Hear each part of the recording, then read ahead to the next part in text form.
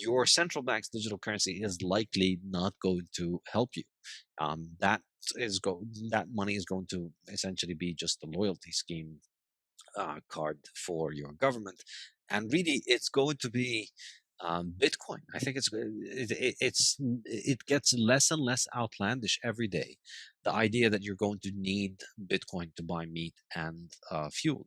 I think we really need to consider this as a serious possibility, and people need to start thinking about Bitcoin more seriously in this regard, not just as a way to avoid the inflation, but also as a way to avoid the insane policies that they're going to implement to try and hide the inflation.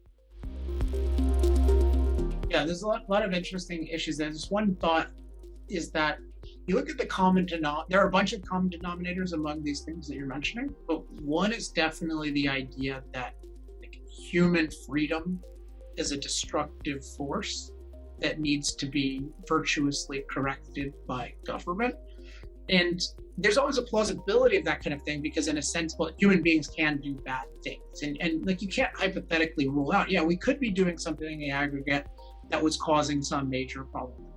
And you need to take steps to address that. But I only take seriously anyone who talks about problems of human freedom or anything like that, or human beings, if they recognize the fundamental value of human freedom. And so here's where it doesn't happen at all. Like in energy, they're not recognizing, hey, we were free to discover these forms of producing energy cost effectively, and that's what allows us to save premature babies and to alleviate drought and to have affordable food and to be able to take vacations and enjoy it. They don't acknowledge the value of that at all. You take even something like COVID.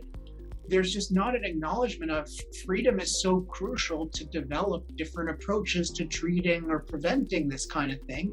And it's crucial to people being able to manage these kinds of risks in the context of the rest. There's no value in freedom. So when I see people point to problems and they don't value freedom in addressing those problems, what freedom has done so far and what it can do, it just shows a very skewed orientation. I think people should be aware of that and always just have in our minds that, you know, in a sense, everything good in the world is made possible by the freedom of human beings. So when people are pointing out problems and they're not acknowledging the fundamental value of freedom, they're coming from a very warped perspective.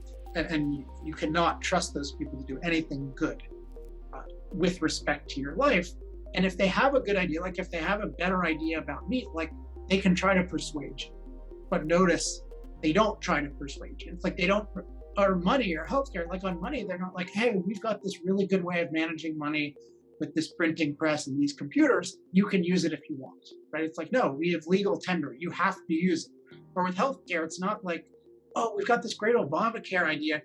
Why don't everyone who agrees with this, like Paul Krugman, like you can all get together and you can join this voluntarily and the rest of you can be free. No, right? It's where it's all imposed on us. So there's no separation of state and economics.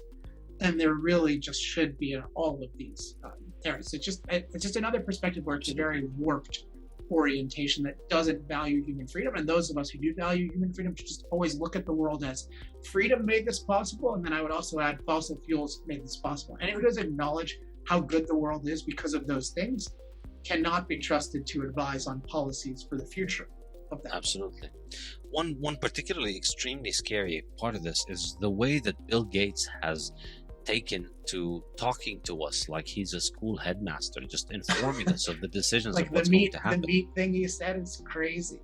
Yeah, he just gets on TV. You have to eat this, and you'll get used to it. My girlfriend had the best response to this, which is like, it's not my job to get used to food. It's food's job to get used to me. Yes, absolutely. But it's amazing. It's you know what's so fascinating about it is he doesn't even say you have to eat this. He just says you're going to eat this. We're gonna eat this, and we're gonna do that. And I remember, you know, when the Corona hysteria crisis erupted, how he just went on TV and he said, "There's no return to normalcy until we've vaccinated the whole world's population."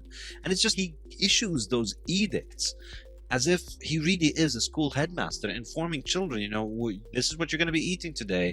This is when you can take your lunch break, and this is how you're going to be dressed in school. It's amazing. And it's the same thing with energy. You know, he's telling us about all these massive projects that he's going to be making billions out of, where out of the kindness of his heart, he's going to help us transition away from the energy sources that work for us and happened to make billions out of it. And similarly with food, he happens to become he's just become the biggest single landowner in the US, and he's planting all of these disgusting crops that he wants to feed to the entire planet.